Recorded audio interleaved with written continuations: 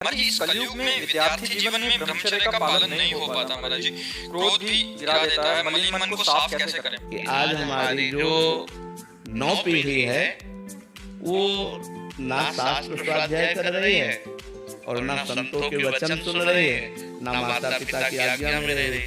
तो अनुशासनहीनता सदैव पतन का मार्ग पुष्ट करती है। अब अध्यात्म की तो शिक्षा हो ही नहीं रही है, आधुनिक शिक्षा ही हो रही है। आधुनिक शिक्षा में इतनी क्षमता नहीं है जो हमारे मन को रोक सके। ये केवल आध्यात्मिक शिक्षा में ही दम है। अगर हम अपने बच्चों को थोड़ा शास्त्र श्रवण कराएं, थोड़ा नाम जप कराएं, पवित्र भोजन पवाएं और उनको मित्रवत व्यवहार के द्वारा समझाएं कि ऐसे ऐसे गंदे आचरण वाले मित्र मिले तो इनसे दूर रहें। हम कह रहे हैं फ्रेंड बनाना कोई पाप नहीं है, लेकिन व्यभिचार करना पाप है। फ्रेंड बनाओ, खूब घूमो, खूब आनंद लो, कोई परेशानी नहीं, लेकिन गंदा आचरण मत करो। अगर गंदा आचरण करोगे तो वही तुम्हें डिप्रेशन में पहुंचाएगा, एक दूसरे का मतलब जीवन पतित हो जाएगा। आगे चल करके आपको एक ही रास्ता दिखाई देगा, या तो घोर व्यसन में पड़े रहना। चला भी है समाज में बॉयफ्रेंड ब्रेकअप।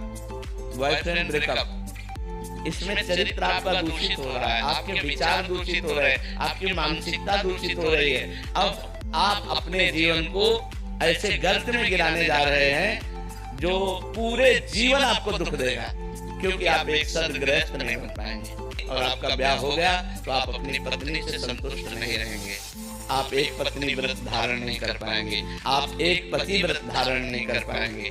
इसलिए हमारे बच्चों से प्रार्थना है कि गंदी बात से बचो। दोस्ती में हम कहते हैं कि दोस्ती हजारों से कर लो, हजारों से दोस्त। हम तो कहते हैं शत्रु किसी को बनाओ ही मत, पूरे विश्व को मित्र बनाओ। मित्र बनाने में कोई बात नहीं, लेकिन गलत आचरण मत करो, गंदा व्यवहार मत करो। जब तक ब्याह ना हो जाए तब तक ब्रह्मचर्य का पालन करो, माता पिता की आज्ञा में रहो। अगर हम एक एक आदमी सुधरना चाहे तो समाज सुधर जाए, लेकिन सुधरने के पक्ष में बहुत कम लोग हैं और बिगाड़ने और बिगड़ने के पक्ष में बहुत। चलने के लिए सब तैयार है और फिसलाने के लिए तैयार है, लेकिन चढ़ने और चढ़ाने के लिए अध्यात्म की तरफ, धर्म की तरफ, पवित्रता की तरफ ये बहुत कम रह गए समाज में जो ऐसा चलना चाहे। और फिर उसने कहा कि हमारी गर्लफ्रेंड भी है, तो उनका 12 वर्ष में गर्लफ्रेंड हो गई। तो मतलब ये छोटी छोटी अवस्थाओं के बच्चे इतने गंदे स्तर में गिर रहे हैं, तो क्या होगा, समाज का क्या होगा।